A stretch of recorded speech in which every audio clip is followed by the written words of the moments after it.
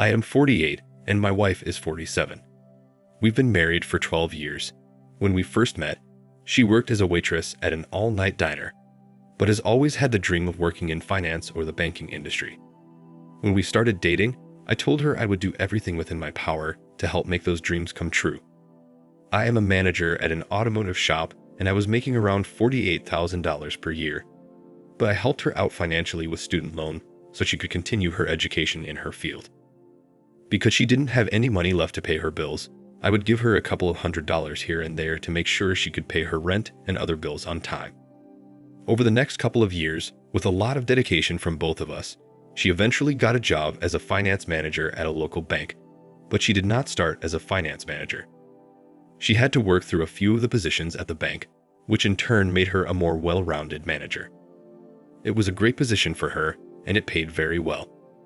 Eventually, she started doing so well that she didn't need my help anymore and was able to pay off all of her student loans and even offered to help me out financially. But I declined because I didn't need it. As the years went by, her salary kept increasing by leaps and bounds until it grew to well over $100,000 per year, which was way more than what I was making. With both of us making good money, we went on vacations, traveled to different countries, and even took a few of our friends with us on vacation and paid for them to join us. Things were really looking good. By this time, we had been dating for about 4 years before we got married. She didn't have any kids. I had one son from a previous relationship, and he was on his own. So it was just the two of us. Things started to slowly change about a year ago. She became distant, was working longer hours, and was always tired when she got home. I understood, so I tried to take the pressure off of her by cooking and cleaning the house when I got home. I always got home before she did, so I had time to put in a little housework before she walked through the door. But it seemed like the more I did try to help out, the more she wanted me to do, and she would always find something else that needed to be done. So I started to feel like I was never doing enough. I started to notice that she was spending more money buying new clothes and going out to lunch with her friends more often. I didn't put too much thought into her spending money on clothes. I just figured she wanted to make a good impression on her subordinates and the big boss. As time went, I really started seeing a slight shift in her behavior. She was more agitated with me and would snap at me for the smallest things, but I just tucked it up to stress from work. I knew she was under a lot of pressure, so I tried to be understanding and supportive. Then about 6 months ago, she started working even longer hours. She was never home, and when she was home, she was always on her phone or working on her laptop. I asked her what was going on, and she just brushed me off and said she was fine. But I could tell something was wrong. I didn't want to say too much, so I just left her alone thinking she would come to me when she was ready to talk. Her behavior started to get worse, and she started talking down on me like I was beneath her, and even started calling me names. I had never seen this side of her before, and I didn't know how to deal with it. So I just tried to ignore it, thinking she would eventually snap out of it. One day, about 3 months ago, I came home from work, and she was already home and was on the phone yelling at someone. I couldn't hear what she was saying, but I could tell she was angry, so I went to the kitchen to start dinner. After a few minutes, I went back into the living room and told her I was starting dinner. She said she wasn't hungry and was going to bed. I didn't want to argue with her, so I let her go, but couldn't help but wonder what she was so angry about. Fast forward a few days later, and I got a text from my wife as I was driving home saying she would be working late. I replied and said, okay. Her meaning of working late is working until 7 to 8 p.m., but on this night, it was way past 9 p.m., and she wasn't home yet. As a result, I decided to drive up to the bank where she worked and her car wasn't there. I'd assumed she'd had gone to hang out with her friends and didn't say anything to me. She would always tell me she was going to hang out with her friends or coworkers, but she didn't this time. I started to get worried and called her phone, but she didn't answer. I left her a voicemail asking her to call me when she got a chance, but she never called back. While I was driving home, I was hoping she would text me or something, but that didn't happen.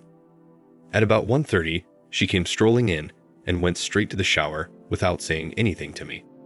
At this point, I was angry, and after she got out of the shower, I confronted her and asked why in the hell did she not tell me she was going somewhere after work and not return my calls or text messages. She fired back and said, Look, I was just hanging out with some of my friends and coworkers.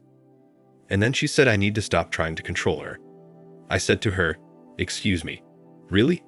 I then said, "Okay," and walked off to sleep in the guest bedroom. The next morning, I went to work without saying anything to her. And she didn't say anything to me the whole day. No apologies, nothing. The fact that she did not apologize for failing to communicate with me was enough for me to be suspicious. Plus, I knew something was going on with her, but I just didn't know what it was. I decided to do some snooping around to see if I could find anything. I didn't want her to know I was snooping, so I had to be careful. I started going through her things when she wasn't home, and I found some strange things like credit card statements with charges that didn't make sense and hotel receipts. But I still didn't have any concrete evidence that she was doing anything, and I couldn't accuse her of anything. I found a notebook with what looked to be a list of names, phone numbers, and dates. At first, I thought it was just a list of her friends or something, but then I noticed there were some men's names as well. I decided to call one of the numbers on the list, and it turned out to be a hotel. I asked the person on the phone if they could tell me if this person had stayed there, and they said they could not give me that information due to privacy reasons.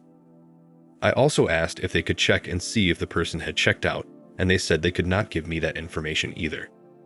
I began thinking to myself, why would my wife have a list of men's names and phone numbers in her notebook with dates next to them?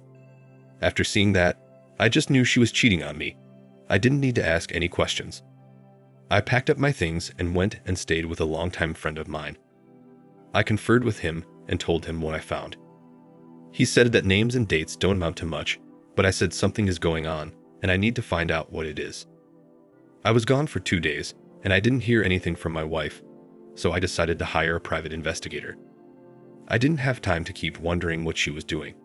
Plus, she was always angry when I confronted her about not communicating with me, and the fact that she had names and dates solidifies something was going on. On the 3rd day, I decided to call a private investigator to see what he could find out. I gave him my wife's name, where she worked, some of the friends I knew she hung out with, and some other information, and he said he would get right on it. The next day, the private investigator called me and said he had some information for me but wanted to meet in person, so we set up a meeting. When we met, he showed me footage of my wife leaving work with a few of her coworkers.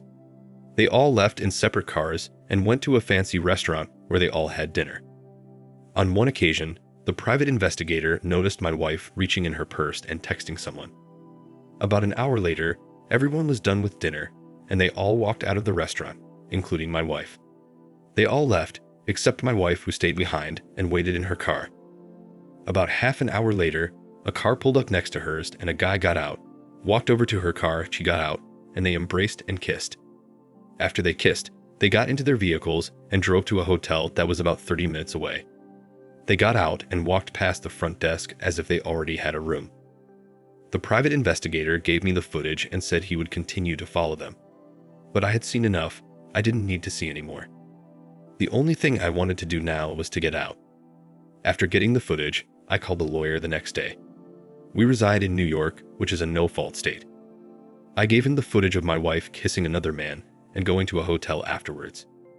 He filed for divorce on my behalf, and I told him to go after everything. Alimony, retirement, anything I could get. As the days went by, I rarely talked to my wife. I only went back to the house to get more things when she was not home, and the big stuff I put into storage.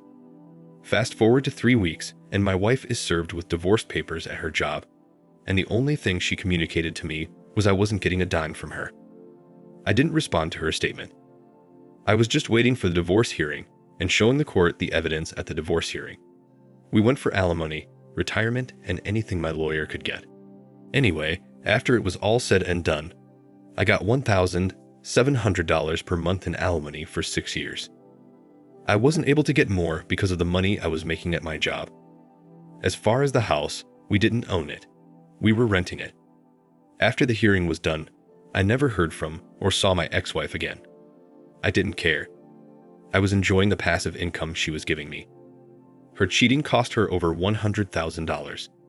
Over the 6 years, she will finance my next house. Thank you for watching. Like, comment, and subscribe if you enjoyed the video. Until next time, I'll see you again. take care.